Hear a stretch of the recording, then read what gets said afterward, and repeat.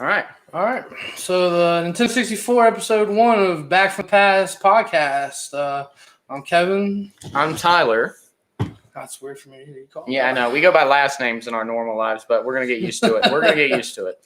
We're here to talk about the Nintendo 64 today. Like you said, I think you had one or maybe still have one. I still have one somewhere. I still own one.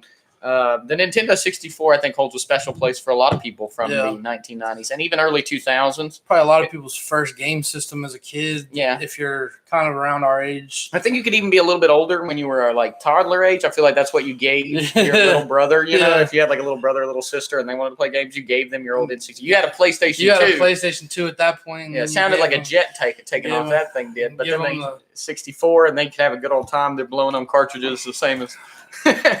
Because it just still, the blowing of the cartridge. Well, I think it's an iconic piece of video game history. It's got to be Nintendo's iconic piece still today. Yeah, because what they follow the 64 with the GameCube? The GameCube, yeah. And I mean, they had systems before, like the Super Nintendo, and they've had systems since. You know, I've had all the Game Boys, and I have the Switch now. But I don't think Nintendo 64 will ever be Nintendo will ever be as big as the 64 was, with the exception of the Wii. Yeah, the Wii was We'll get into that a little bit because I'm familiar with the Wii's statistically. You know, your grandparents bought a Wii. You know what I mean? Like, it wasn't a game. It wasn't for real gamers. It wasn't a pro gamer move. That was for people. That was for anybody who wanted to play any video game. Somebody saw Wii bowling one time. They were like, buying it. Well, no, they didn't know how. They weren't going to buy it until they saw how cheap it was. That's why it sold so well. But that's not what we're here to talk. We're here to talk about the Nintendo 64. It launched on June 23rd, 1996. So it was a late 90s piece. It had the same launch price as the Nintendo Wii, which was $199. Although I think $199 was a lot more for a game system. It wasn't necessarily a ton more money, but I think what ended up. You know, game systems didn't cost $200 like that. You know, 23 years. Yeah, it's 23 years old. So just turned 23. Yeah, I've got some statistics here for the power plant of the Nintendo 64. Had a 94 hertz processor in it, megahertz, not regular hertz. To give you some comparison, the Intel Atom tablet processor, which is a crap processor. Yes. You might not be hugely familiar. I saw on like the On Walmart brand tablets. You know, they have the Intel Atom in them. Yes, that has a 1.44 gigahertz. So way more powerful. More than like 1,000 times, or more than 10 times, or 100 times, or something like that. In some many much larger times than that. Okay, well, thanks Windows. It had 4 megabytes of RAM. My Samsung Galaxy Tab A has, I believe, 4 gigabytes. Yeah. So one gigabyte is 1,024 megabytes. It's not a lot. Not a lot. The maximum resolution of the Nintendo 64, which I think, if I remember correctly, the one that I got out of the box had the coax cable you plugged into the TV, like a single cord. And then later you could buy the three-color splitter, you know, because that was becoming popular. But yeah, it put out a resolution 640 by 480. So like a Nokia cell phone. It was low res, but it was made for low res TVs at the time. It's not because they did. It was the coax. It wasn't. Yeah. You had to undo your cable. I don't believe many TVs had 720p resolution at the time. So probably was just fine. Each the cartridge that you plugged into the top of the N64 contained a total amount of 64 megabytes of storage. So I have images. A 4K image is probably like 64 megabytes anymore. A song is, but I don't know. My first MP3 player was like 128 megabytes, though, to be fair. Yeah, I mean, and only held like 30 songs, that piece of crap. That was like iPod 1 time period, Nintendo 64 had a total release of 388 games, which is not a lot in today's world, but there were no indie games. There were only major studios, and they had to be physical copies, right? You couldn't download. There was no internet store, that brings back, though, its own nostalgic factor of being taken to the store, and they come in big boxes. They were like this big, you remember? And they would have like all the colors on them. You got a manual inside of the box, Do you remember going to the store getting that kind of stuff as a kid? For sure. And then hyped for that. The release dates were you used to go to the store and get it. But one of my big ones was Friday nights we would go to was now no longer existent, Blockbuster. Oh my God! You rent games at Blockbuster and rent games at Blockbuster. If you know, well, you didn't long need, weekend you at didn't school, need to a keep them 3-day because weekend. No, they were They were made to be played through, and that was like, with the exception of mainstream. There was no. There was storage. Stream, and there was storage because you didn't save your. Well, save you a lot of just played stuff. a lot of these single player games, and the experience for you would be over, and that was it. You know, like if I went and rented GoldenEye for the Nintendo 64, which we'll talk about in a little bit, I'd play the story, and that was the end of it. You know, if I bought it, I might play it on the harder difficulties or whatever, and we'll talk about difficulty in video games too, because that was a lot different at that time, the difficulty part of it. But yeah, you could just play a game over the weekend and get a full ride out of it. You know, and you might go buy it if it was something you couldn't. You know. Because some of them did have a lot more content than others. Some of the games were crap. I'd say probably half of these 388 were not worth your money. It was really terrible. They sold 33 million Nintendo 64s. That's a lot of plastic. That is 33 million. Yeah, 33 million Nintendo 64s were sold. The GameCube sold 22 million. So that's sold a lot more than I actually thought it would. A lot of people had a GameCube. Didn't you have at least one friend though that had a GameCube? It had the little CDs. You know, Super Smash Brothers. That was what you had a GameCube. Yeah, it was Super Smash Brothers. Now, granted, Paper Mario and stuff would come out on GameCube, which was okay. You know, I like Paper Mario, all right. Yeah. But, it wasn't everything else. Yeah. The next thing I have here is the controller for the Nintendo 64, which was a very awkward, very special design. It was if you don't remember it was a 3-pronged design with the one single joystick in the middle. So now, you either had to grip it and use the joystick, or you had to stretch your hand. So it was unique in the fact that in some games you would need to move your hand from side to side. You couldn't just hold the control like you could a PlayStation or later on the Xbox or anything like that. Xbox had some weird controllers too in the beginning, but the first Xbox. Yeah, so I mean, our pro players today don't even play with the regular controller. They buy specialized big controllers for the stuff that they play in 64 stuff on. Although I will say, has there ever been a tougher controller built than the N64 controller? No, I don't think so. I mean, I could break an Xbox controller pretty easy, but my Nintendo 64 controller stood up to some. I think the only time they broke is if you stepped on them and broke the joystick. Yeah, with my N64 that I still have one of the original controllers. Yeah, the gray one, the gray controller. But if the joystick would suck. Eventually, it would suck. Well, it wasn't like today's fancy ones. It was way more spring based or whatever. Off like a little metal spring with a tooth at the end, and this tooth is what would catch on and bounce it back on like a coil that would go right here. And what happened is eventually the little piece of metal would pop past, and then it wouldn't be on it at all. It'd just be a loose joystick, which in some games may be better. But I think it was really advanced at its time because you had a lot more angles. Yeah. And the Nintendo 64 was made a lot to promote 3D gaming, right? You're gaming in 3D instead of 2D. So you needed a lot more angle on the stick than just up, down, left, right, which you still have the option on the side of the controller. Was it the first joystick? I don't know. I mean, it depends on how you define joystick, though. That's a big part of it. I mean, I played Mortal Kombat at a roller rink. Well, joystick. But I mean, as far as your at-home console, because Super Nintendo both had D-pads. Yeah. PlayStation 1, what was its release date? That would be the only thing I could think of. I think it would be after the release of. I would imagine it would be after 96. Yeah, I feel like the Nintendo was the first one to have that 3D. I mean, wasn't there a Sega at the time though too? 90. Okay, PS1 94. Yeah, PS1's 94. So PS1 had joysticks on it and a better controller. That's a lot earlier than I thought. Yeah, much better controller. Much better. Crappier game system though, if you ask me. Yes. What was really good on the PlayStation? Almost nothing. Nothing. You're gonna say, "Oh, Crash Bandicoot." I know what you're thinking. Crash Bandicoot. It's not good. Go back and replay it.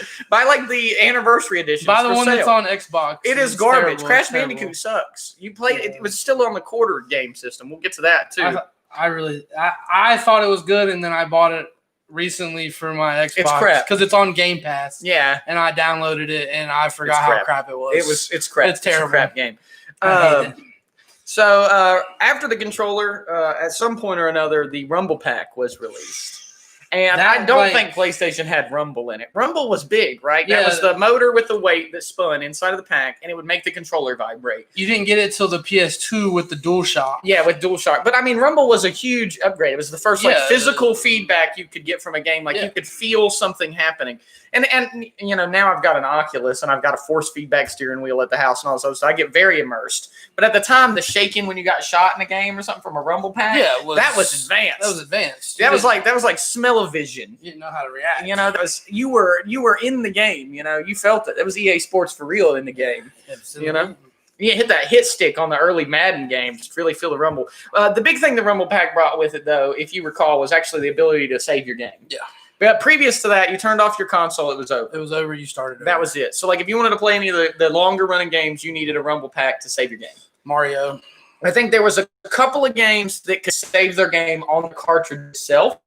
I think like some of the early Zeldas and stuff, if you could save the game, it would save into the physical cartridge. But I think for the most part, you needed the rumble pack to make that work. The rumble pack brought it on. The saving of games and so another thing that came out afterwards for these things was, remember the Game Shark? Yeah, I think I have that somewhere in here. Yeah, that we'll get to that in a second too. Yeah, the game, all the kinds of stuff that plugged into the bottom of that controller were ridiculous. Yeah. So the Nintendo 64, I think, was the last major console that used a cartridge. The GameCube didn't use a cartridge. The PlayStation was already on disc. It was running CDs. Yeah, and then DVDs would soon become the way, right? PlayStation 2 was DVD. But it had CD readback, which you don't get in a lot of modern gaming systems. You can't run backwards generations. Yeah. So, the Nintendo 64 used a cart system, the big gray cart. If it wasn't working, you would blow into the bottom of the cart. Served absolutely no purpose, but everybody thought it major.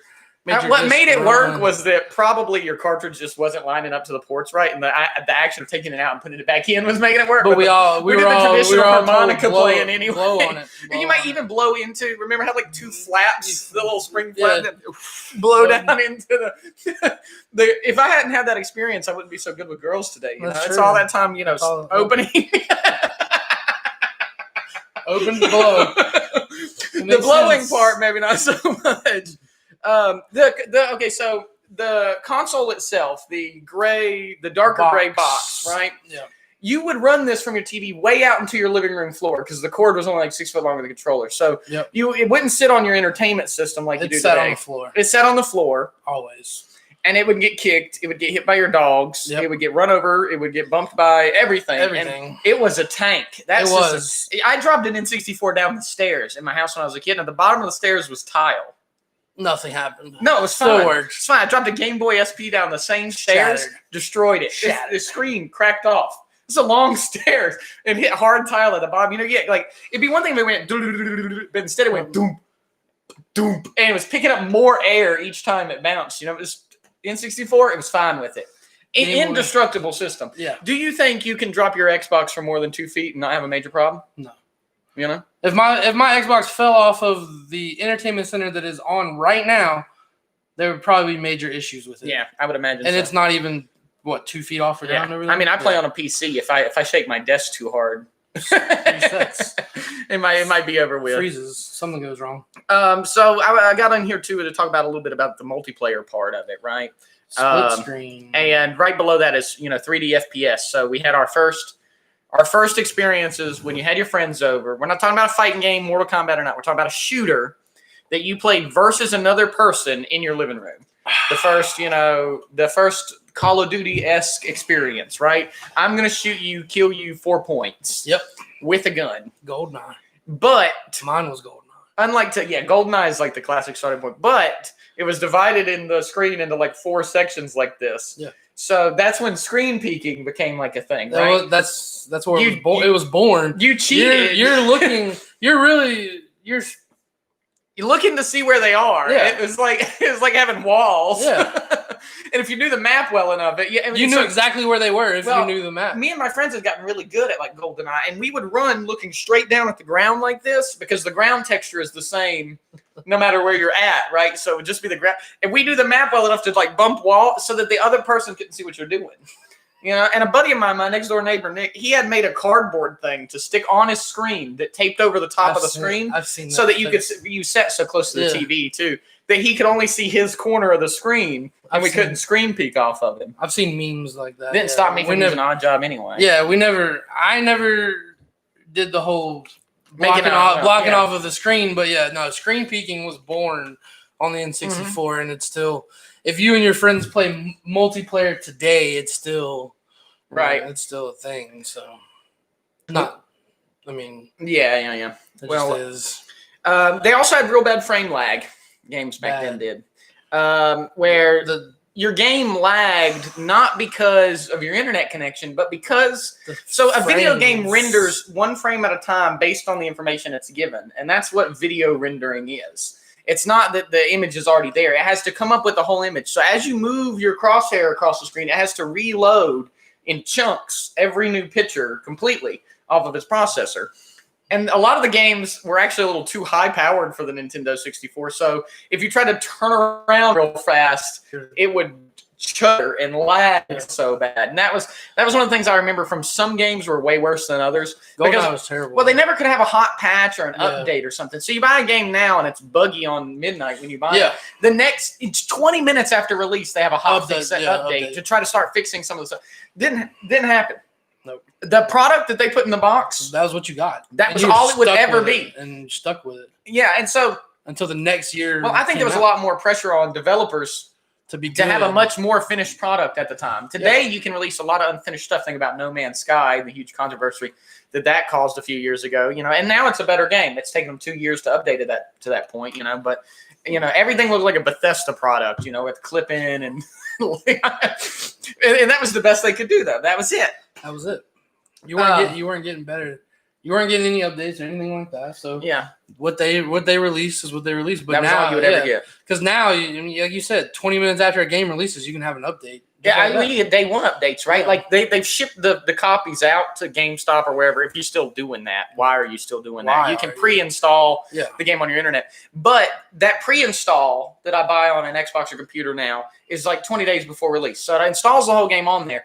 And then when I click the game at midnight, I'm excited to play. It's like, oh, this is the day one update. It's already ready. Yeah. Before you started playing, they've got a 2 gigabyte file you need to update, which again, 2 gigabytes compared to 64 megabytes. And we're talking about games being over 100 gigabytes. Well, yeah, my Red Dead Redemption 2 is like 150 or something. Yeah. So it's totally crazy. Cyberpunk's coming out. That's going to be 200 gigabytes, I'm sure. At least 200. But, and then, so there was aftermarket accessories for the Nintendo 64. I had a lot of them. The transparent controller was a big one. You remember the transparent controller? I remember the transparent console. Yeah. Oh, yeah. Then they come out with that. Mad Cats, I feel like, became something that you would recognize around the time. Yes. I associate Mad Cats both positively and negatively in my mind. I feel like I had some Mad Cat stuff that was way better than regular shit, and then some that was utter garbage. Oh, it's just terrible. And then, like you said earlier, the Game Shark, and what was the other one? The Action Replay. I remember, the 2 cheat systems. Game Genie. The Game Genie was a thing. Game Genie was. Game Genie went into the console, and then you plugged your game into the Game Genie. Mm-hmm. So that was another one that was. Yeah, I remember a lot of them hooking up to the Rumble packs, that you could cheat with. So yeah, if you were playing single player games, you wanted to never die, you wanted your car to go super fast, whatever. They had to go. And nowadays you can't do that because the developer can constantly change the code by one little bit that changes nothing in the game, but would ruin any of that. Cheat code, yeah. But back then, since the game would never change, it was because cheat every time. Well, the code had to be a lot simpler because of the limited amount of space they had. So it became a lot easier for these companies to you $25 to buy this thing. You felt so sketchy using it for the first time, like you were breaking the law. The police are knocking at the door because you're cheating. But that's how it felt. It really did feel like you were doing something. Yeah. Well, I remember it on the early Game Boys. I had an Action Replay, and I would cheat Pokemon and have a bunch of level 100 Mewtwo's in my party, and people would want to always link with me and people want to give me $10 real. $10 real underground business. as a kid, getting money to give people my cheated Pokemon. I could have just let them borrow the action replay, right? Yeah. No. And then here's the best bit. When you're kids, you told them it wasn't cheats. They didn't even imagine that was a thing. They didn't know. They just thought that you were that good. That it didn't even exist in the game to be possible, but you were just so good. Yeah, my party's 5 level 100 Charizards. I just caught them in the wild. What? Absolutely. You can get Charizards in the grass? Yeah, of course. Yeah. Well, and you couldn't look stuff up on the internet then. No. You couldn't get on, Game Facts. I remember being on the early internet. Game so Facts. When you started looking shit up on the internet, Game Facts, Cheat CC. Yeah, but you used to have to buy a physical book too at the store that had the walkthrough. Remember how popular those used to be? Walkthroughs. They used to, go into a game store now, you'll almost never find a book for a game. No. I'll give you an exception. I bought the newest Pokemon, Sword and Shield, right? That's a popular game. Finding Pokemon in the routes, yada yada. I could do that with my tablet, just look it up. However, it was kind of a pain. Yeah. So when I was at Barnes & Noble, which in our town is next to a GameStop, I went in there, if they're even still open. This was before the virus. Yeah. And they had for $30 a hardback copy of a walkthrough where each Pokemon would be and all the stuff. And I bought it because it looked neat too, the hardback cover. But, I remember walkthroughs were big. Dude. Yeah, they were making money off the. Yeah, well, and third-party companies did it as existing as a company by making physical prints of a walkthrough guide. Not a viable business model today. Back in the day, man. There was so many more opportunities for companies to profit off of another company's hardware. Yeah, that there aren't today. No. But getting into the games part of it, I've got a list here of the 10 top selling games, and I thought we'd talk about each of them a little bit if we remembered them. Yeah. The number one selling game of all time on the Nintendo 64, Super Mario 64. When Nintendo needs money, it was the flagship. When in doubt, Mario. Roll Mario out. Yeah. It's like they go into the stable and there's this old, crippled, cancerous horse, and they're like, "Come on, spit out money. Come on, Mario, let's go. We need you. We need you." But this one was different, right? We had Super Mario Brothers, 1, 2, and 3, the ones that we really always been the 2D. You hop along. And then they made Super Mario 64, and it was 3D. And you were in the world. And to me, that's the best Nintendo 64 game. I understand why it's number one. I don't think there's anything I played better than that. It was long, had 120 stars in it. Yep. Anybody that does any speedrun or professional game knows that's the most played speedrun game of all time still. It's got the most popular world records and players associated with it. It's a hard game. It's a really hard game. I remember they had really unique platforming. Mastering Mario's movements with the backward slides and the triple jumps and the wall kicks were way harder than a lot of modern games are. It wasn't an easy game by any means. And if you were 6 like I was, it was really fucking hard. It was unbearably hard. I remember getting so fucking mad at that game and just quitting multiple times. I don't know. Well, nothing happened to you when you lost all your lives in that game. You just went back outside the castle and could start again. Yeah. If you lost a life, you just kind of came back in the same level at your most recent checkpoint or something like that. Yeah. But you didn't really lose any progress. The game encouraged you to play it forever. Yeah. And where's that in modern games? They have that. They don't have that replay value like Mario did. You play a game one time and you're like, all right, it's over. Delete. Yeah. I really liked Red Dead Redemption 2, but I'm not going to play the whole story again. Never. Granted, it was way too long. Mario was hella long though. This one was at least. I really feel like they put it all in on that one, but it was single player. So you played that one by yourself. You got good at it. You became a nerd. You became a Twitch man. Now you're at the Geneva Mario convention or whatever. The second most popular game of all time, Mario Kart 64, right? Now that's the second horse in the cancer stable of old rotten horses Nintendo has, where they're like, we need some more money. The most recent Mario Kart I bought was 8 Deluxe for the Switch. Okay, I bought Mario Kart 8 3 times now. They're not even making a new one. They just slapped Deluxe on it. It's like the Skyrim of Nintendo, right? It just comes out on everything. They're like, oh, here's some more of the same old crap you were just playing. Here's the next Elder Scrolls. But this wasn't Mario Kart. This wasn't the first Mario Kart, right? There was a Mario Kart before this. In fact, I think there might have been 2. There was Mario Kart on the Super Nintendo, and then I remember it on the Super Nintendo. Yeah, they were. It was crap. It was crap. But this was the first time. Oh, it was way more 3D. Yeah. And because the idea is so simple, the polygons looked really good. I remember it feeling like it had way better graphics than other. Don't go look it up now if you think it had good graphics. In fact, all of the games coming up, you remember them looking way better than they really look. I looked up a lot of this stuff in advance. They look trash. It looks like total crap. But like Mario Kart 64 is the like. That was the we're coming to the house. We're hanging out. We're ordering pizza. And we're playing Mario on the phone. Ordering pizza. Calling Domino's. Pizza. Yeah. Like, hey, what's your specials? Okay, yeah, let me get 2 of them delivered. This is the address. You had a RC Colas. Yeah, but I mean, that was... And it was so competitive. Yeah. And it was so easy to get into. The skill ceiling was so high, though. Yeah, friendships. I didn't know how to drift in Mario Kart 64. I didn't either. And you could, like, drift boost. Turns out that was the thing I didn't know about the whole time. Nope. But, yeah, I do it now. Like, I'm real hardcore. So, find me on Switch. I'll queue up. Now it's... But now, back then it was... Let me call order pizzas, come hang out. Now it's like, let's get the boys. We're gonna get fucked up and we're gonna play Mario Kart. Yeah, you on still the side play of it. But now we're putting it on the side of a garage. Yeah. Well, no, when I was in basic, I took my Switch with me, and we set up the little tiny screen and played Mario Kart out there at the bench. Yeah. You know, I mean, it's still a game you play with people. It's I don't mind that they keep kicking that dead horse. And the same thing with Super Mario 64. I play Super Mario Odyssey, the newest one, and it's still super good. It's just like a reskin of 64, you know, with a hat that you throw instead. I will say I haven't played any new Nintendo. It's the same crap. Yeah. But somehow you still want to play it. Yeah, I still get my entertainment value out of it. So Mario Kart 64 was out and it was a competitive game, and they still make it. I remember the tracks. I remember a lot of the tracks. I still remember a lot. Choco Mountain. That was the all brown, same textures triangles.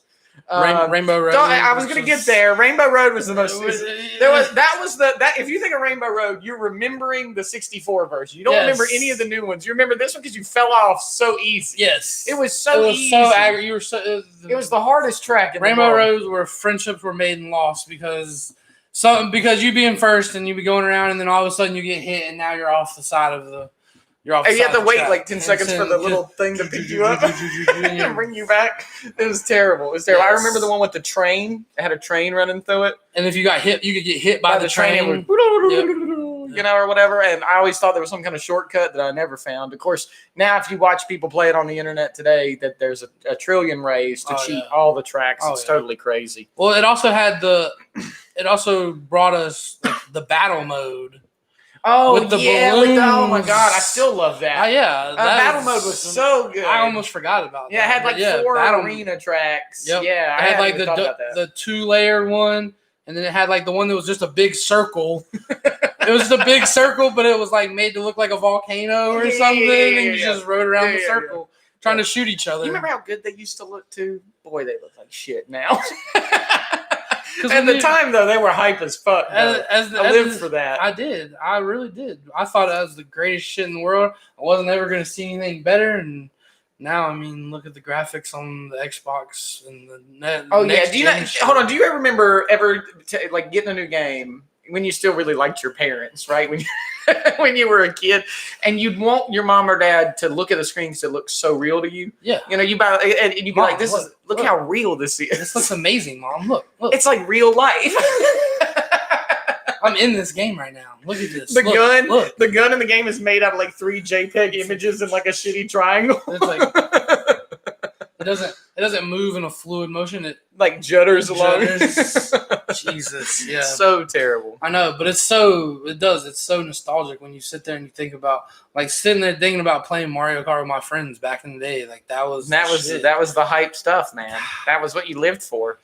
The third best-selling game of all time was GoldenEye. I think you played that way more than I did because I didn't own it. My neighbor owned it, but I didn't personally own GoldenEye was. I mean, that was the introduction to first-person shooters for me. It was, but I like we've said with every other thing. I went back not too long ago and tried it again, and the game is absolute trash. Oh, it's bad. You know they still speedrun that though, big time. You know, it's like records for some of the levels are like 50 seconds, and they get super hype over it and stuff. They gotta play it on like Secret Agent was the hardest difficulty and stuff. But back then, like you put it on Secret Agent, you're getting killed immediately. But that started a major franchise too, because there were a lot of James Bond games to follow that. I remember playing James Bond on the Xbox One. not the new Xbox One, but I'm saying Xbox isn't the black one. The OG. Yeah. I remember playing on that, and I had PlayStation 2 Xbox games, that I'd played. And some of them would eventually have, like, driving the Aston Martin and stuff in them. Yeah. There was a lot of good stuff to come from GoldenEye. I thought it really set a standard, though, at the time for what a first-person shooter was, which is funny now to say that was the standard of first-person shooter. To say that was where it is. Because I know PlayStation 1 had some first-person shooters on it. One that I can recall is Siphon Filter, which was crap. And Siphon Filter 2 was crap. Okay, it was bad. It was an unfinished product. It was way too hard. Fuck that guy. I feel like there's some unresolved issues. I have a lot of problems with the Siphon Filter franchise. All right, Splinter Cell came out on PlayStation 2 it was way better. All right? Yeah. Fuck Siphon Filter. All right, if you like it, fuck you too. Yeah. Well, fuck. There you go. I don't. But GoldenEye set what I consider to be the standard of first-person shooter. Had a lot of neat stuff in it. It did. Yeah. The fourth best-selling game of all time was Zelda: The Ocarina of Time. You ever play that? I wasn't a big Zelda person. Yeah, me neither. The only Zelda that I really played was Breath of the Wild on the Switch, and I didn't finish it. Yeah, I've never been a huge Zelda fan. I had friends that were Zelda fans. Oh yeah, but I never. Zelda was huge too. Remember the Nintendo 64 had the original Zelda, which was major. Yep. At least I know that Zelda's not the name of the guy you play. That's Link, right? Zelda's the name of the princess. Yes. I know enough about the franchise. Ocarina of Time I'm only familiar with because I've seen speed runs on Games Done Quick, the charity event, if you've never heard of that. It's where they play games, speed runs. Up until a couple years ago, I didn't know that. It's got a lot to do with the flute. Like there's a lot of it's like American Pie except the fantasy version. It's about the flute. Yeah. I get it though. That was an RPG at the time, right? You collected items, you built your character up. And it's still a major franchise. Yeah. It's one of the most popular franchises of all time. But I don't know enough about it to tell you a ton about it. I never got into it. Yeah, it wasn't really my thing either. Fifth best-selling game of all time. Super Smash. Super Smash Brothers. I love Super Smash. Still love Super Smash. I've had that on every Nintendo console. I've had it, yep. Super Smash. I love it. Smash is you can fight anybody against anybody. And talent made such a difference. And then characters had, there were some characters that were really easy to play with. So if you'd never played, you could play with Pikachu, and you would be good. But the pros would play with Jigglypuff, who was bad if you weren't good. But if you were good, they would skunk the shit out of people. And you'd be like, God, you just beat my ass with Jigglypuff. Well, there's still a really big professional scene for Super Smash, and I don't know what edition they play on, but I still feel like they have tournaments on the N64 version. Wow. It also looked really good on the Nintendo, and that one almost holds up. Okay, it almost does. Because you're always so distant. You're so far away from everything. They didn't have to put too much into it. Yeah. Because it wasn't like you were, there's your character. You were on so far away. The level was set far enough back where they didn't have to make everything look great. They just had to make it look good from a distance. Yeah, and that's easy to do. Yeah, it holds up in real life. A girl can look good from far away. But it's when you get close, you're like 20 feet thoughts, right? That's a dude. Insert that Star Wars "It's a trap" meme. But Super Smash was super good. Yeah. We're recording this actually. I know you don't keep up with this kind of thing, and I don't either. I just saw the Reddit thing yesterday. Actually, the professional scene collapsed 2 days ago, and all the events have been canceled because it turns out that the professionals been like a pedophile ring. So. They're all dead. All the Twitch streamers with 1 million followers, they're gone. Oh, shit. Yeah, it turns out it's been like a giant circle for abuse for a long time. So if you're watching this now, Super Smash, you're probably not going to be able to tune in live to a good tournament for a while because they're undergoing some really serious problems. Well, I did see where the mixer's going away. Yeah.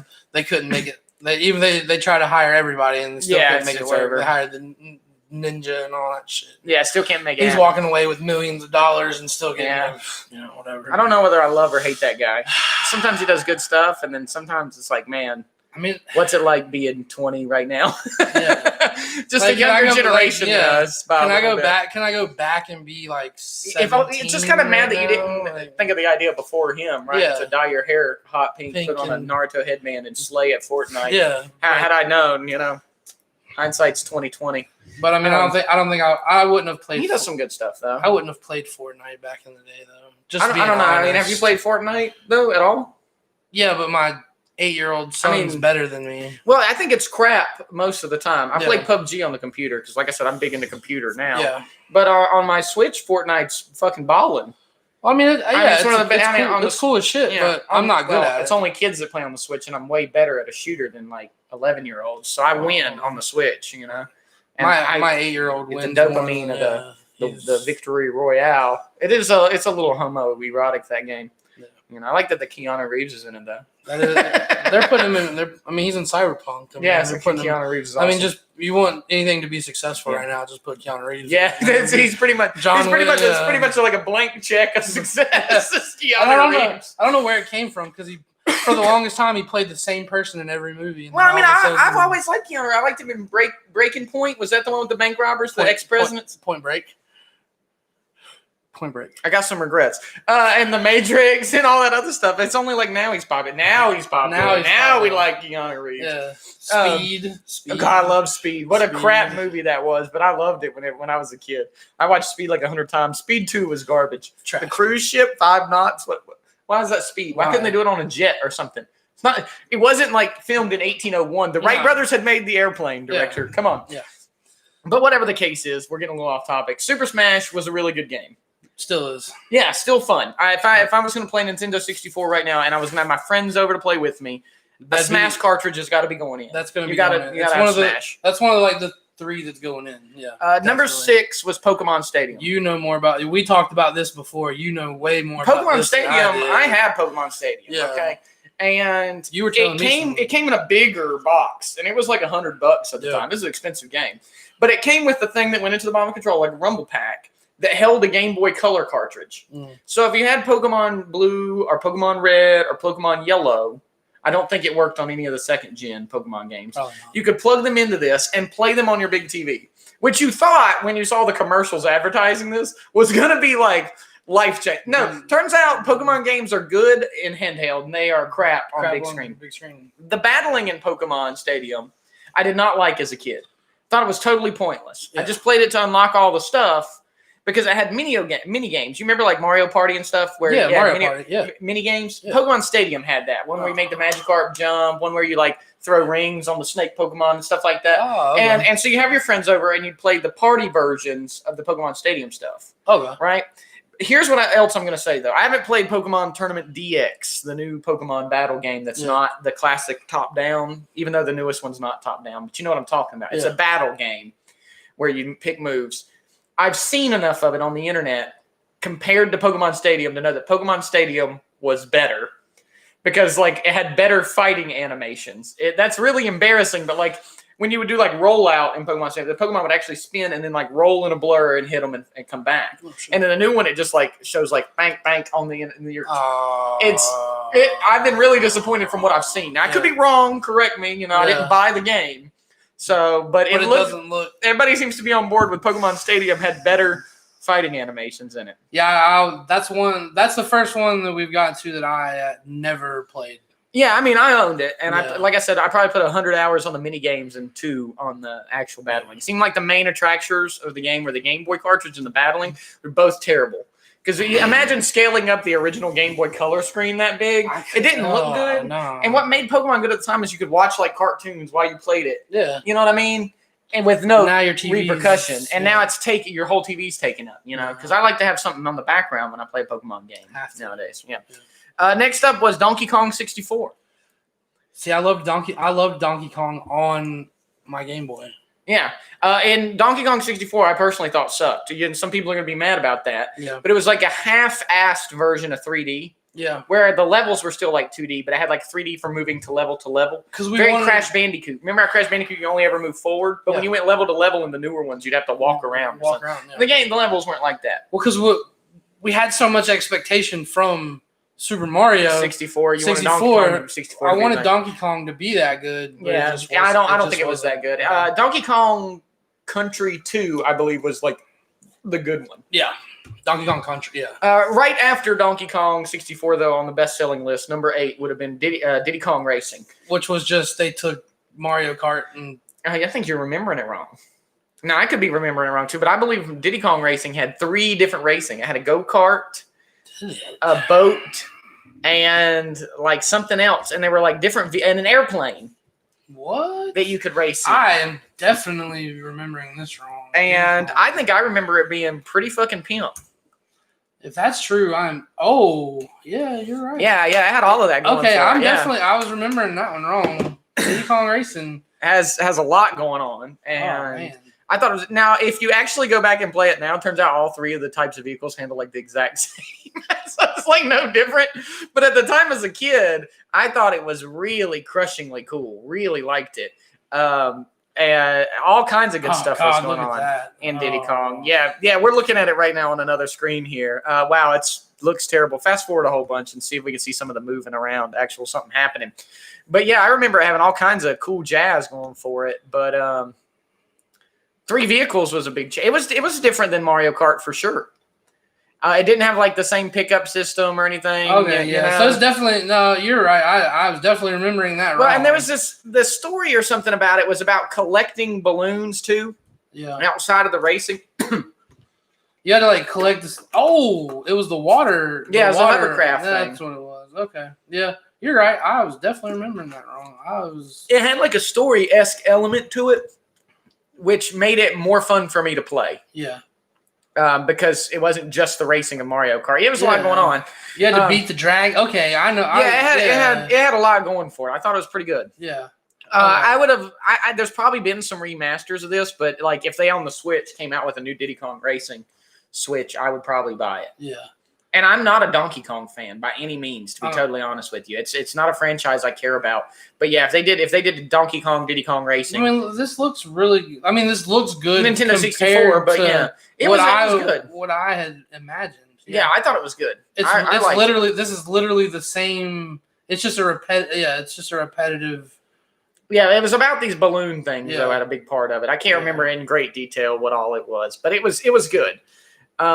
The next game we have on our list, number 9 best-selling game of all time. Did you ever play Star Fox 64? We've had multiple Star Fox conversations before. Yeah, I have strong feelings about Star Fox. Yeah, when we first decided to do this, one of our first conversations about this was how absolute shit Star Fox 64 And some of you are going to be real mad about that. Because I said I remembered Star Fox being this great game, and you were like, Star Fox fucking blows. And I was like, no. That's not right. That's not right. No, it's so bad. It's not right. But then I went back, and Star Fox is terrible. Well, now, at the time, granted, when I was a kid, I owned Star Fox 64. It was one of my most played games. Yes. I thought it was the hottest shit. It's looking back in it, with taking off my rose-tinted glasses of memory and witnessing Star Fox 64 again, because I downloaded it for the computer so I could play it. And I realized this game is terrible. Not only does it look bad, it's a rail shooter. It's a rail shooter. And at the time when I was a kid, I didn't understand that it was a rail shooter so much. Okay? Yeah. Now I understand that any rail shooter sucks. Yes. All rail shooters are bad, except for one, which we'll talk about later. Okay? Oh. All rail shooters are bad. God. The voice acting in it was so annoying because it wasn't... You see, this doesn't have the American voice acting, this clip you're watching here. But the voice acting was so bad. Oh my God, it looks worse than I want to remember it. And I just looked at it recently. Yeah. The voice acting, they had this American. The final boss. It's just a head. Oh my God. It had this American voice acting on the copy that I bought. Yeah. Where the guy's like, do a barrel rolls. Made me want to kill myself then. Oh God, the noise. Oh, stop. You're killing me with this. I just want to hear that stupid. Yeah, there's the intro music. God. Yeah, there's a copyright. It's so bad, so bad. It's an on-rail shooter, and you went from planet to planet, which seems super cool. And depending on how you did in a level, not whether you finished it, which was all you had to do to beat a level, depending on how you did was what path you could take. And I didn't understand that as a kid, too. So I thought I like secret levels and shit. You know, if you lost this level, you get to play this planet. And I wanted to play all the planets and stuff. And there was something to that concept of not just succeeding. I'll give it that. But the story was crap. The anti-hero Wolf was crap. All your co-pilots were crap. And your plane was made of confetti. Yeah. If you mix something, the wing would pop right off. Yeah. I just remember, It was bad. The first conversation we had about it, I was definitely on the other side of the Star Fox 64 was a great game. But then once you were like, just go look at it again, and I was like, all right. It was bad. It was bad. If kids get tricked into thinking stuff is good all the time. Roberts, have you ever seen Roblox? You know what I'm talking about? My kid plays that stupid shit. Have you seen any of it? I really haven't watched a lot of it, but I'm gonna make an opinion here that I think Roblox is bad. It is. But as a kid, you can be really quickly immersed in these kinds of things. He plays it.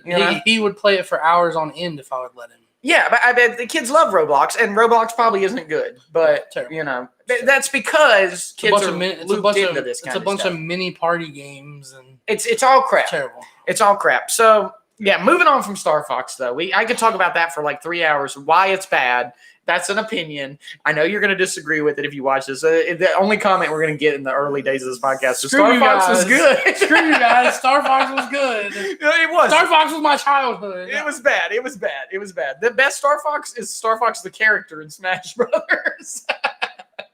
And he's not even a good character. No. He's like D tier. Yeah. Next up on the list, Banjo-Kazooie. Did you play that at all? Yep. I never have played any Banjo-Kazooie. I actually, because again, I thought it was a good game. Yeah. Put it on the Xbox. Mm-hmm. Terrible. It's terrible. It's a platformer, right? You like jump around and stuff. Yeah, but to collect items. Yeah, but it's so bad in the graphics. The graphics and the way your character moves through the world, it really doesn't make a lot of sense. When I look back at it now, what I think they did was try to over detail the characters. Yeah. I think if they could have made them more cartoony, it might have looked better. Yeah. But instead, they ended up looking like sharp blobs. Yeah, because Banjo-Kazooie, you play as the bear, and then I kind of thought of there's like the bird that comes out of the backpack and does stuff too.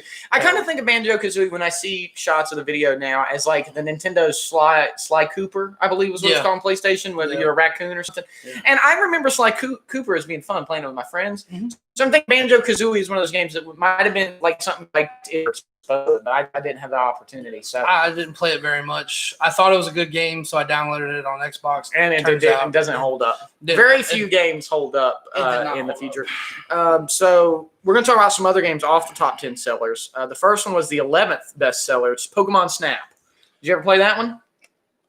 No. Okay, so I know you. Yeah, I'm going to tell you right now, it's the only rail shooter in the world that's good.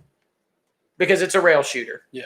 Except you don't shoot a gun, you take pictures. What made it good was, again, this was before the time you could just look it up online. Because now I've played it again, and I have Google disease, and I get frustrated playing the game, and I Google how, and it tells you the secret, and then I just do it. Yeah. Because you could throw stuff at the Pokemon, before you took pictures of them. Yeah.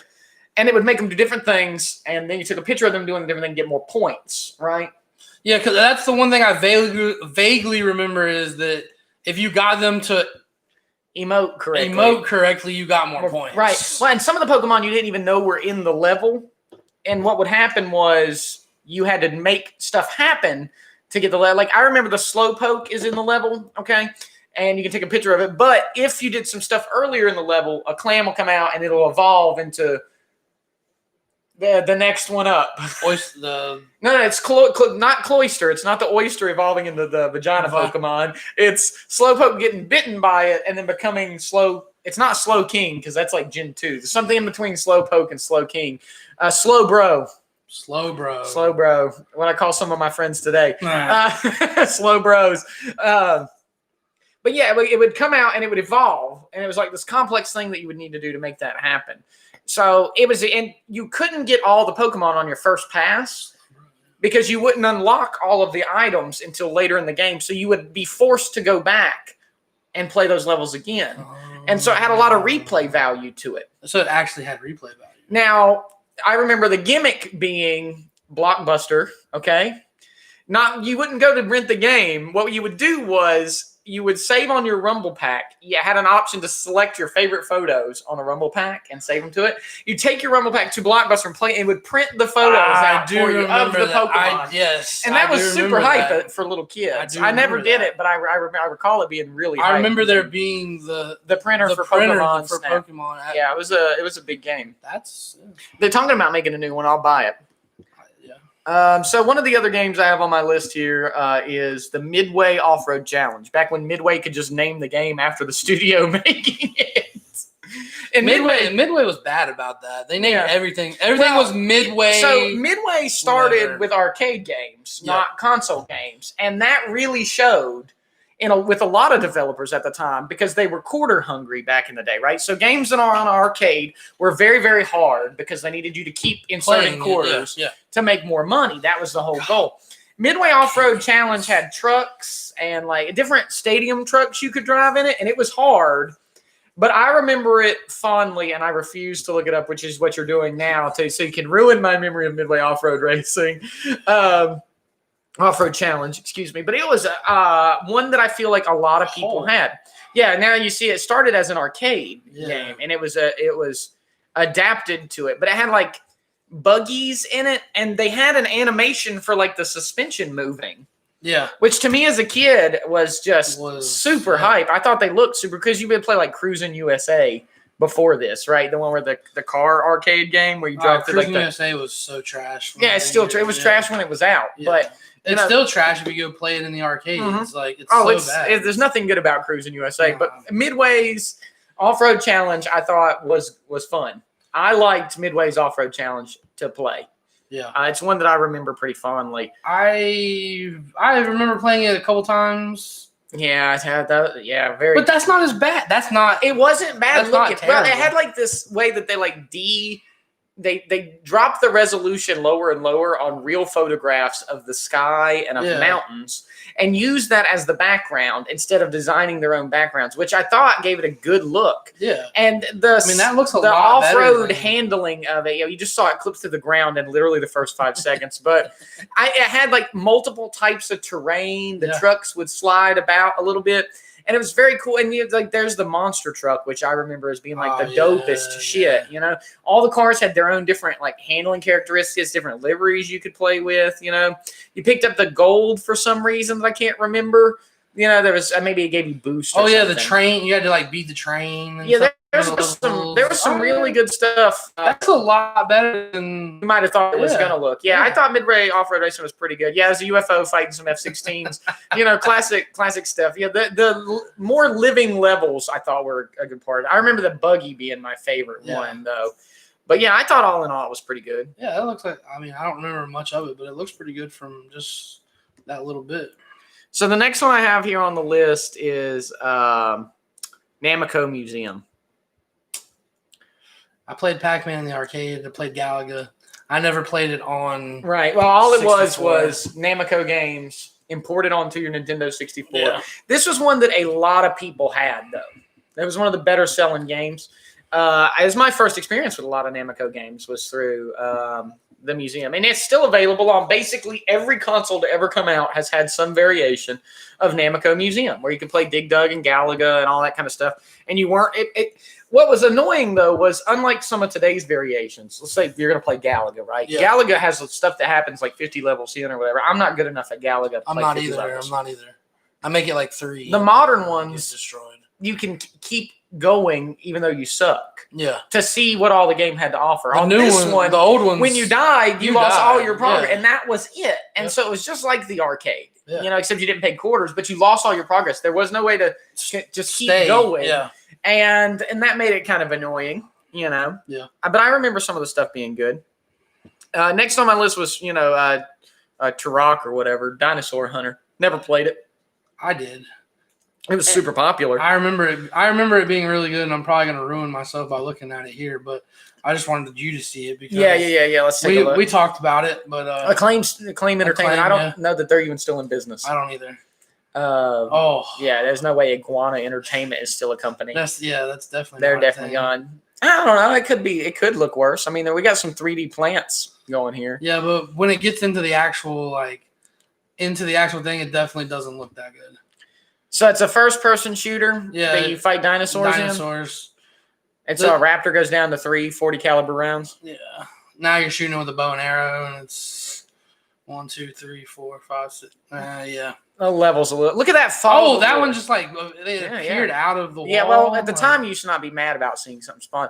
And this brings up though something about a lot of these games. Notice how short the fog of war is, right? We call that fog of war. It's still in games today, where because the processor can't handle rendering so much stuff at once. After like 15 feet, there's a fog of war. Yeah, and it's like 10 feet in this game. You can only see like 50 feet ahead of you. The fog of war is so bad. It just looks like a platform shooter. So, I mean, it probably was popular. I mean, I know it was. I looked up the statistics. It was popular. But, yeah, so a lot of people, I'm sure, remember. This doesn't look as bad as I thought it would. I don't think I would download and play it, though. No, there's a new version on, like, Xbox or something. Dinosaur going through the paintings. Very Mario. Yeah, there. Never played it. That's the portal. That's a strong fog of war that game has, buddy. I mean, you see 10 feet ahead of you. Yeah, that's like, oh man, that's tough. You know, there's some games didn't have fog of war like that. Mario didn't have a bad fog of war. I think the level design plays a role in that. You design a level to where you can only there's a corner or something before you can see that far. You don't have to sweat it. But they've tried to make some really big levels, and you can tell they're fighting the fog of war hard. Yeah. That one's just, I don't remember it being that bad or good. Yeah. Acclaim Studios, huh? Yeah, I don't know. Next up was Wave Racer 64. It's the 14th bestseller of all time. And it was pretty good. Jet ski racing. Jet ski racing. If only the water looked the way it does on this cover, right? Oh yeah, it looked like ice cubes. It definitely did not. It definitely did not look like that. Wave Race did not. What happened to water racing games being popular? I'm sure there's water racing games right now. I know Japan has Karawata Jet Girls because they had an anime for it. There you go. Yeah, I didn't watch that. I didn't need to. I saw the PV and was enough. Yeah. But I know it was made because they were releasing a jet ski racing game. Yeah. You know, and they wanted to. These were so good at the time. This was. Look how good the character leans on this thing and stuff, man. Yeah. You know, why do we not have water racing games anymore? I don't know. You know, because the physics of water are so different. Yeah. You know. And I worked for a boat company for a little while. I like boats now. I would enjoy. I feel like this would translate well to a modern system. You could do this. I mean, I'm gonna buy Forza. Why can there not be Forza Water Edition where I drive around on my boat? What if you have free roam in the Caribbean islands in the water, and then you show up to the thing, click, and start a race on the water? It'd be dope. They could have sailboat racing in it, jet ski racing, powerboat racing. You could have all kinds of stuff, but nobody wants to do it. No. If I'm wrong, correct me, but whatever it is, isn't going to show up in the top 10 sellers right now. No. It's not going to be like this. The 14th bestseller of all time on this console was Wave Racer. We all played it, you know, most of us. I'm all is a little strong. I believe this one was an arcade game as well. Yeah. I think so. And it had the whole. I believe they've added a lot to the console version of it. Yeah, it had the. Like, you could ride the actual. You sat on it like the motorcycle. Lean. Yeah, with no feedback, so it would never lean straight back up. Those things were crap. What was that? You know, you should have gyro force. You know, I got a force feedback steering wheel for my computer now. It does a lot more than most arcade jet skis do. But it was good. Yeah, I liked it. I believe you could unlock stuff. There was a lot of liveries and everything in it. So. Next on the list was, I believe, a pretty late addition to the Nintendo 64 series, which was Star Wars Episode 1 Racer. That was the pod racing. You know, that game, I'm going to tell you right now, is still good. It looks like crap, but I think they re-released it on a few systems. On the Switch, I believe you can buy it now. And they've updated it to make it not look bad. Yeah, all kinds of stuff you can buy pod racing on. You know, I remember like the pod racing meme, you know, this is pod racing. This is pod racing. This is pod racing. That was a lit meme. Yeah. Episode 1 was the worst of the Star Wars 9 movies that are out. I haven't seen the 9th one, but I'm going to assume Episode 1 is still worse, even though there's a lot of new trilogy haters. The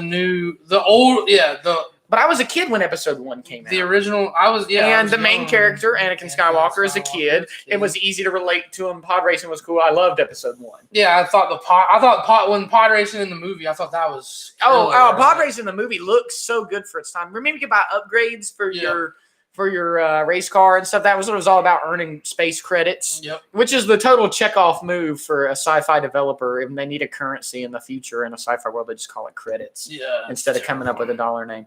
But I mean, it because they went so fast, you could have a really. It's not going so fast that the ground is blurry here. The texture is already blurry. Texture is already blurry. So it gives you a false sense of speed. It makes it feel like it's just a really long straight track, and you're only going realistically slower than most car racing games, but it gives you a really false sense of speed. And they put a speedometer that says you're going 500 miles an hour or 500 units or whatever. So you thought you were blitzing. You remember there's on this track right here, he's going to have to turn the pod racer up and down, which was, and you could get injured and lose one of your engines. And shit was all crazy, man. It had the dust too, which I remember, which is a shit texture they just paste on no matter how fast you're going. But you swore you were doing 1 trillion miles an hour. Yeah. Very cool game. Really liked it. There's not a lot of depth to it. I'm gonna level with you. A pretty shallow gaming experience. But if they made a new one, not a remaster. If they made a new one that had some more stuff to it. Bitchin', I would really enjoy it. I could see it being pretty bitchin'. Yeah, and because the pods already look so crazy, it wasn't hard for them to make them look cool in the game. They didn't have to try to over realisticize it, So just slap on some crazy machine textures here. This guy sucks. Some crazy machine textures, and you were good to go. It looked great. I really had fond memories of that one. I've got Tony Hawk's Pro Skater on here. Did you play that? I love Tony Hawk. I played that on all kinds of games. I played it on pretty much every system. Yeah, do you remember Underground 2 was my favorite? Thug 2. I'm definitely going to back when you could say Thug. Yeah. There's our demonetization number 2. Yep. Said Thug. So I'm definitely going to get, because they're remastering them for next gen, the new consoles. So I'll definitely be getting. Skate killed Tony Hawk's Pro Skater. I have Skate 3 on my Xbox. They wanted it to be too realistic, and it's not realistic in Skate. But what was good about Tony Hawk's Pro Skater was how unrealistic it was. Yeah. Tony Hawk Pro Skater, you could do shit that... Crazy, wild stuff. And it had this cool, you had to collect the tapes and all this other stuff. It had the levels were so cool. You spelled skate everything and all was that. Yeah, combo. It was great. They were very good. I watched to go into more what actually it did for Tony Hawk and skateboarding, he's on a podcast not too long ago, and they asked him, how much did you actually make from Tony Hawk Pro Skater? I bet you it's the majority of his net worth. So he goes, well, I don't really, he said, I'll just tell you this, that when at the height of Tony Hawk Pro Skater, I flew to LA for a demo or something, and the head of Activision was like, you're coming to lunch with me. Whatever. So he goes to lunch with the head of Activision or whatever. The head of Activision hands him a $4 million check just from whatever. And I was just like, I didn't, back then. This was a huge game, though. It was a huge game. They owed him royalty rights. Oh, yeah. But that was, I think that's one of the things that he had with Activision, that no matter how many times it got released, he still owned the majority, what was the secondary studio? Was it Neversoft, I believe? Yeah, it's Neversoft. Neversoft. I remember that's a very iconic memory as the spear going through the eyeball. Yeah, when it would load up. Yep. I remember that game with a lot of positivity. Even replay value, I think, still exists. And I think still exists. You could play Tony Hawk. One of the notes on that one is that the last ever release for the Nintendo 64 was Tony Hawk Pro Skater 3. Came out in 2003. That was the last. That was the last game released on that. N64 had a long lifespan, but they released that on some other consoles as well. Yeah. But yeah, you could buy Pro Skater 3. It looked like don't play that N64 version. The system wasn't good enough to keep up with how hard the because at that point it was already they were making it for PS2 and stuff. Yeah, and so the N64 was really falling behind. Great, yeah. GameCube was already on its way. So but yeah, they ran that to the limit. And you remember the cartridge being blue? It didn't have a gray cartridge on one of them. Maybe it was Pro Skater 2. One of them didn't have a gray cartridge. It was a blue. I remember the cartridge. original one was gray. I think so. Yeah, I think I do think 2 or something had a different color cartridge. Yeah. Yeah, it was super good. That was definitely. It's a great series, though. Oh yeah, and I wish they would do it again because I really did like the underground versions with like the Jackass crew in them. Those were so much fun to me. I don't know that I would enjoy them again now, but as a kid, I played Thug and Thug 2. You know, and that was probably I was in like middle school at that time. But I mean, that shit was hype. Oh yeah. The underground had a story and everything, and Bam Margera was like a playable character in it. And that was like back at the hype of like Viva La Bam and all my God. MTV had changed so much around that time. I remember, and I just watched him on a podcast not too long ago, and he's talking about how Viva La Bam came into creation, and he's just that their episode budget back then. MTV was giving them $300,000 an episode to do whatever the hell they wanted. It was so amazing. And Jackass was new around the time. The movie, you know, that had Bam in it, and I feel like that was a real culmination of a culture at the time. You know, and you could experience that through these Tony Hawk games. Because skating was becoming big in the '90s. I mean, I skated. Yeah, me too. I mean, I skated in late elementary school and middle school in the regular way. And then when I went to high school, skating was still popular, a part of the scene crowd, you know, girls with layered hair. And that was how you got a girlfriend, is you had to be on the skate. If you couldn't heel flip, you were not getting any. So like when I was in high school, middle school and high school, me and a couple of my buddies, we borrowed wood and stuff from the house because I lived in a new development and the houses were being built. So we borrowed supplies from those houses, and we built a mini ramp in the backyard in my friend's backyard. I mean, it was bitching. So when I was in elementary school, my buddy was so big into it, and his parents had a ton of money, super rich. They had a full-size half pipe put in their backyard. Oh, Jesus. How ridiculous. This thing was huge. It was like a monolith back there. Full-size half pipe. There was a house when I lived at the beach. There was a house going to the beach that had a full half pipe in the front yard. And then when I was a little older, there was a development that got canceled near my neighborhood, right? And had like the house's foundations were built and had like the pipe holes coming out and no house on it. And we used to go to this one all the time. We called it the dock. That's where we'd hang out, and we go to the dock. And it was like a 3 layers because the house was going to have like a half basement or some shit in it and a garage. And so we'd set up and like try to like jump off onto the next layer down. We hung out at the dock was like the place. That was where you went.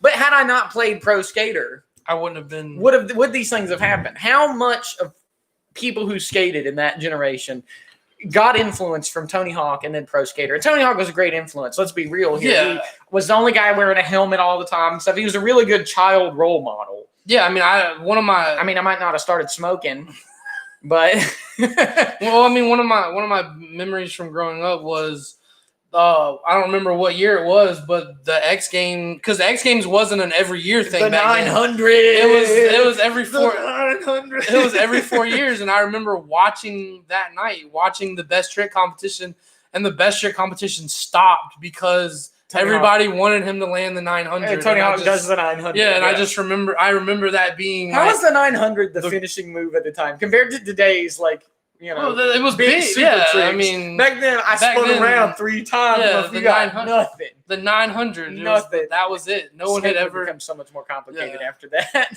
Like now, motherfuckers are like doing like Jesus Christ airs. Yeah, it was a woo shit. Back flips and front flips and all types of shit on a damn. Well, that reminds me a little bit of a game that I didn't list here that I want to bring up. I can't remember what it's called. Did you ever play any of the MX games? Yeah, MX versus ATV. But I think MX versus ATV was like Xbox, but there was one stunt game on the 64. Maybe in MX versus ATV was on the 64, and I don't remember it. But I remember that shit being hilarious. You know, see if there was an N64 release or if they had something like that. Oh my God, they did, didn't they? Untamed was on. Or no, it wasn't Untamed. It was probably just a regular one. But I mean, they had ATV Off-Road Fury.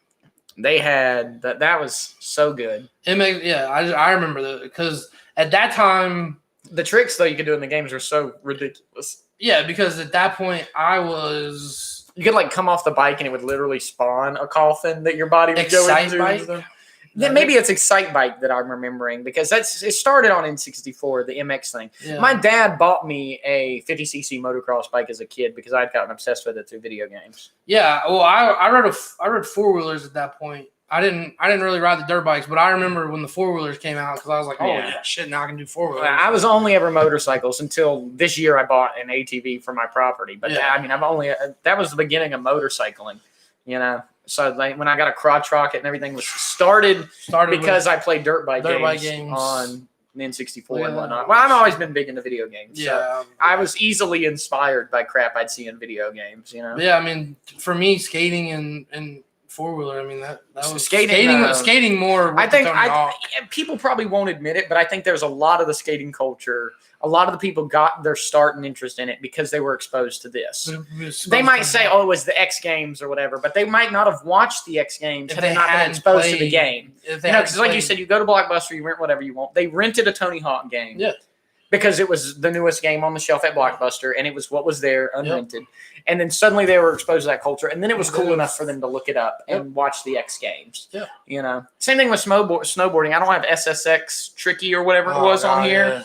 But I played the piss out of that on the N64. There was an SSX game that I thought was awesome. I thought snowboarding would be cool. I never did it, but you know. I dabbled in snowboarding when we would go on trips. I thought the game was fun, awesome, and it was only downhill crap, you know. But you could do some ridiculous like those weren't meant to be realistic. They weren't. And see, you know. I don't think you would be familiar with whatever it was. Steep, that's the name of it. There's the new Steep game. Yeah, I played it. I feel like they're still trying to make this. And Steep was okay. Yeah. But it had a lot more than ski in it. Yeah, it had like wingsuits and shit in it. Wingsuits and all that Red Bulls, extreme shit. Because they've tried to make it more complex on the controls or whatever, and they try to make the human body act like the human body. So like when you do these tricks, it takes so long to animate through each position to get to the trick that you just end up eating shit all the time in Steep, at least until you get really good at it. I played enough to get good at it, but in Tricky, they would do the trick so fast that you were just... It was so much more a fluid experience, it felt like to me. And you could... Steep is supposed to be fluid, right? Yeah. You go downhill, you do all the tricks, and it's supposed to have a nice like vibe to it. But it doesn't have the vibe for me like these old... games did. The SSX trick, because you could just do so much in the air in such a short amount of time, and it was the less realistic maybe was better.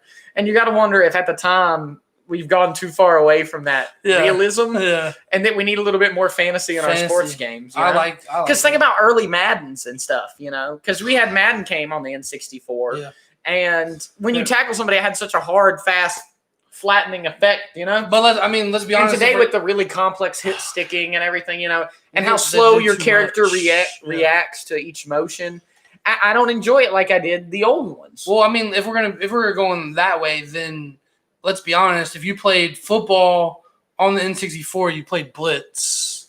Blitz was awesome. Blitz was. I mean, there's not gonna. You can't convince me that Blitz isn't like.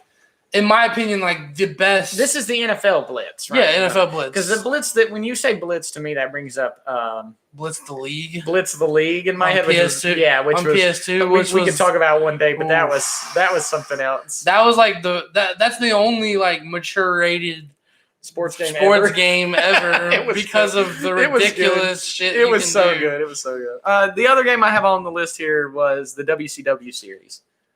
WCW probably brings up its whole nostalgic factor in and of its own, right? To talk about 90s wrestling, I don't know that there was a time.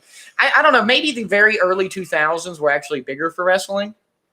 Yeah, it was like late 90s. Triple H, Rey Mysterio was big. Mid to late 90s into the early 2000s for me was where I picked up wrestling. Obviously, in the late 80s, the early 90s, I mean, you had your Hulk Hogan and all those people who transitioned into the new wrestling, new age still. Wrestling, But no, like in the mid 90s, early 2000s is when you had your Stone Cold Steve Austin, The Rock when he was still The Rock, the People's Champ and all that shit. I mean, I was told from a really young age that it was fake, right? Yeah. And that didn't stop me from having an interest in it. No, I still loved it. I thought it was athletic in its own right.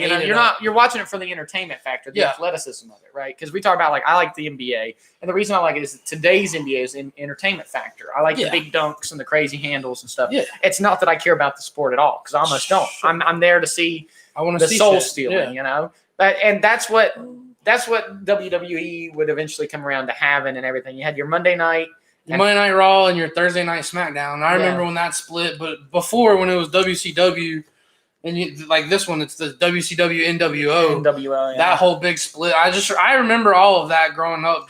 I loved wrestling. Well, the thing that I didn't like about wrestling on TV was that there was, to me, it's an opinion, way too much drama and sideshow, and not enough fighting. Yeah, and there were way too many regular in the ring matches.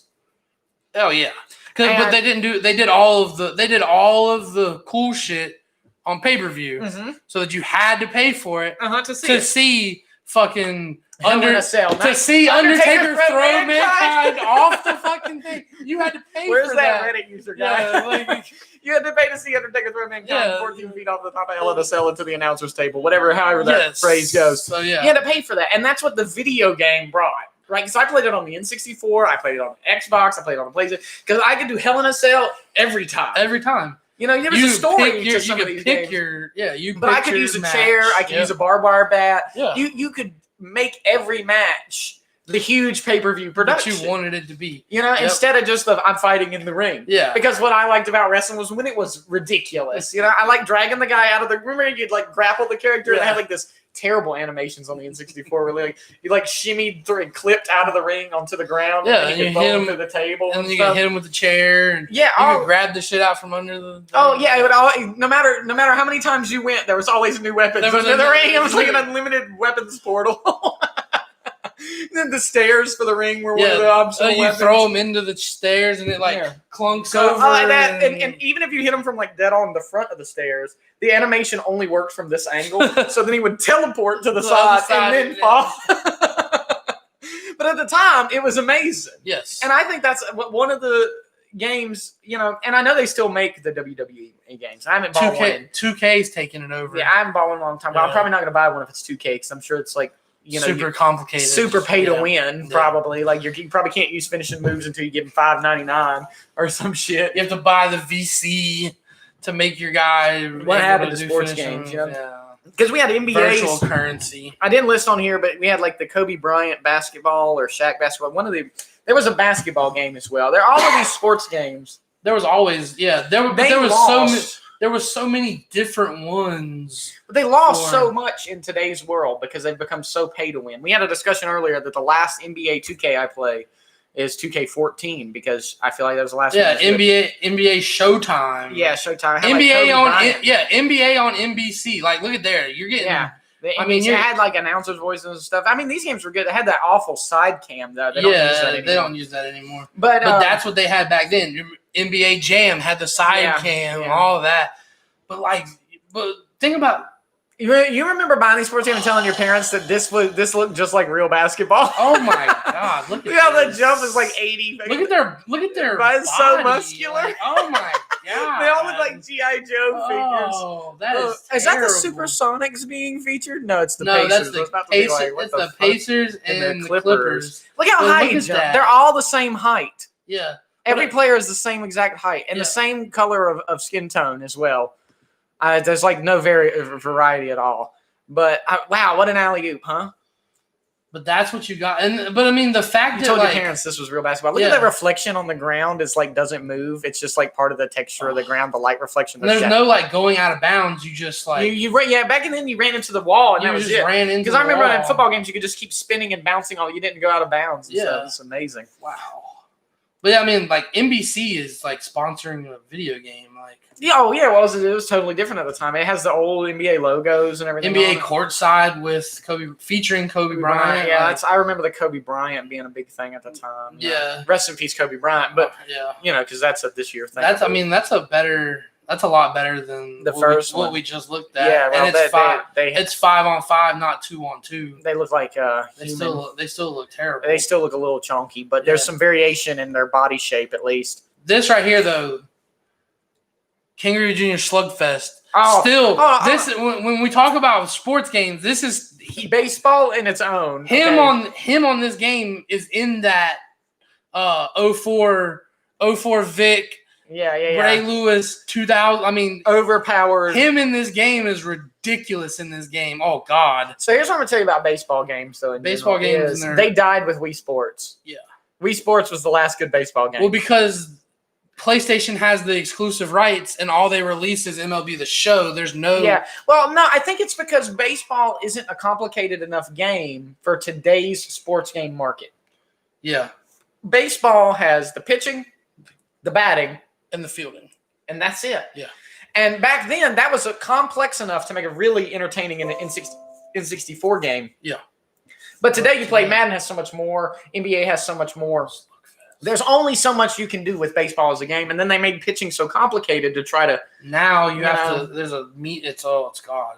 And they tried to make it so complicated that baseball in a video game to me died with Wii Baseball. Wii Baseball is a joke. Let's be totally real, real quick. Yeah, I mean, but it had the same simple fun factor that these games had. They were fun because they weren't that complex. You know, you had like each button on the controller did a different type of pitch. And that was it. You pulled up that football. I remember one of the football games I owned on N64 on the back said, graphics so real you can smell the grass. That's what it said on the back of the box.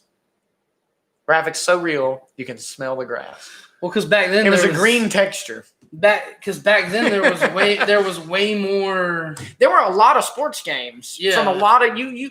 There was competition in the market, right?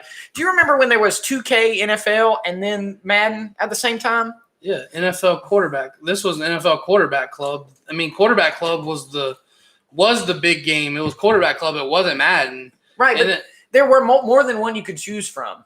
Oh yeah, I mean 2K had NFL 2K on. You could cater to your play style. Yeah, and there was a reason for them to get better, a lot better every time. Yeah. So when you bought next year's football game, next year's baseball game, next year's whatever, it was way better. Yeah. If I buy Madden right now, it's going to be the same game. It is the same game every year. And in fact, I think it gets worse in some cases, like with the crowds and things have started to decline because they don't care. Because they own the exclusive rights to football, the sport. I own the sport now, so I can do whatever I want and you can't do anything about it. 2K is trying to change it. It's just, but back then there was so much competition for the game to be good. Yeah. You know, before it became, I can just cycle the same crap every year. I'm talking to you, FIFA players. FIFA's the world's worst with that. Oh, but they have the most committed fan base. It's the same game. If somebody likes FIFA, they will buy it every year. And they will not blink an eye to what they're doing. And they will challenge you to FIFA. They will tell you that FIFA is the greatest. No. And negative. They live for that stuff. That's too much. They live for that. Terrible. But yeah, so I guess we probably should wrap it up before we get too far out. You know, I think we've covered a lot of games. Yeah. We covered a lot about the system. I really, really liked the Nintendo. I liked everything. I liked about everything about it. I even remember the way the controller hooked up being good. It was the round. I had like a protector on the end, so it wouldn't break. Yeah. You know? The prongs were actually on the console instead of on the controller, so the prongs were easy. So you'd rip your whole console with you. You know, the Nintendo just slid right out. It had a lot of good stuff going for it. I really liked the Nintendo 64. I did too. I think it was a key part of the 90s in a lot of ways. Yeah. I don't think that Nintendo will ever reach.